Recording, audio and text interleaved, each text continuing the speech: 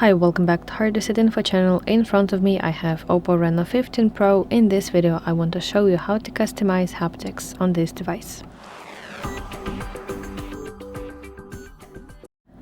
To customize your haptics, first of all, let's open settings on your device, and now let's go to section sound and vibration. Now here you want to scroll until you find a haptics section, and first of all you can toggle on or off System Haptics if you need that, and in the below it you will see this slider that you can use to adjust the strength of vibrations for messages, calls and touches.